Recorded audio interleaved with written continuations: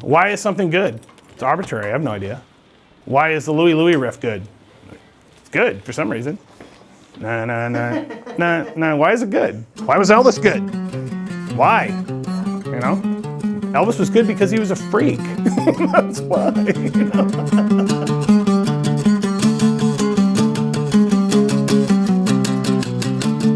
I started playing guitar when I was about 18. Late for most people. But at this point now I'm 49, so I played guitar for most of my life, you know? But I started late. Most of the songs I write, well, almost 99% of them end up as Melvin songs. But I write a lot of songs all the time that haven't ended up anywhere yet, so. Lord only knows.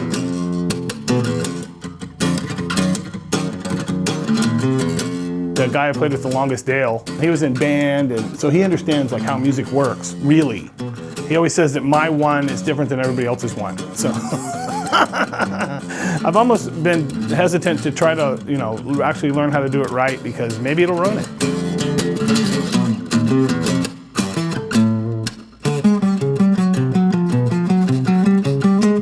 Okay, the song I'm going to play today is a song called Revolve. It's off our Stoner Witch album. I think we recorded it in 93 or 4. Was it really that long ago? My God. It's a relatively popular song for a band that doesn't have any popular songs. You know? I wrote it in San Francisco at a hotel, believe it or not. I was messing around with the guitar and came up with this little riff I liked and then built it off the intro riff. The guitar is tuned down, so it's normal tuning except the E is drop D, you know? Basically, I came up with this riff that was like a hammer-on.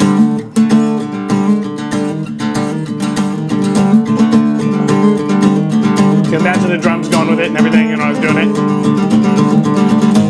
And I came up with the rest of it.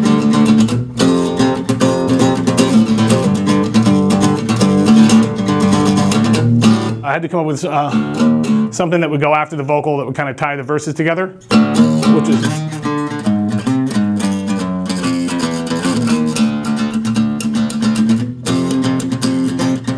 And then I'm not a big fan of verse, chorus, bridge, verse, chorus. I'm not into that. I had 2 verses, which is almost my limit in a row, you know? It's like, what, you know? And so then I had to come up with something else. So I have 2 vocal parts, a verse, chorus, then there's no more chorus or verse. There's a little vocal part after that, but I don't return to the beginning of the song, you know? I think it's boring for me to do that. Then I threw in this dissonant thing.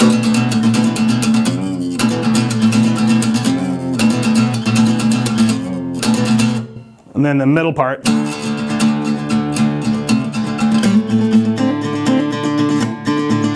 it goes back to the dissonant. And then when the vocal starts, you take the dissonance out. It's stole by the minute.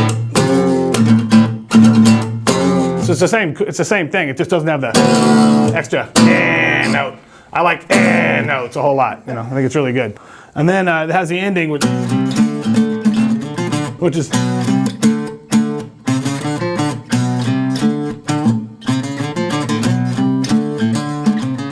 and then back to except double it up. You know, double it up and end. In and out. That's it. For a Melvin song, it's a straightforward song. Yeah. It's about as straightforward as we'll get. It's not out of the Roy Clark big note guitar book, you know? I don't know where it comes from, you know? A lot of times I just sit there and mess around with stuff, you know?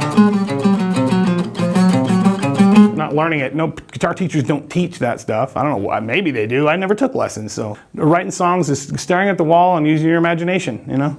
I got that line from John Fogerty. He goes, a lot of those people in the 60s used drugs to expand their minds. He goes, I just went home and used my imagination.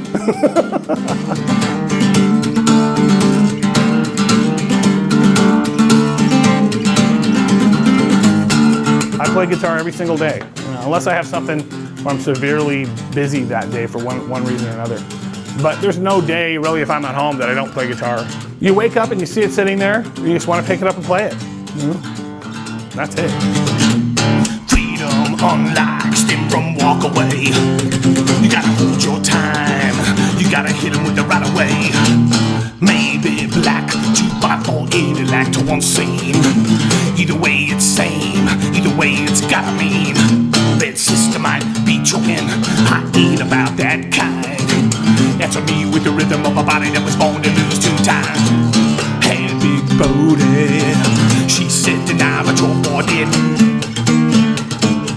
stuff all the time at home. A lot of times it's just so I can remember what it is, because I can't write it down. So I have tons and tons and tons of stuff I haven't worked out yet. I could just go through it, but I always end up writing newer stuff. So I could easily never write another riff and still have enough to put together songs for probably till the end of my life. Not all of them are good, but I always think, you'll throw something out there and then it might think of something, some way to finish it that'll make it really amazing. But I don't know what it is now, but it doesn't mean I won't in 3 years. And there's songs on our records, especially in the last 8 years, that have sitting around forever, Have the whole idea for something and not be able to finish it. And then all of a sudden, there it is, and you put it out, and people think, oh yeah, they're new direction. It's like, well, actually, I wrote that song about 95.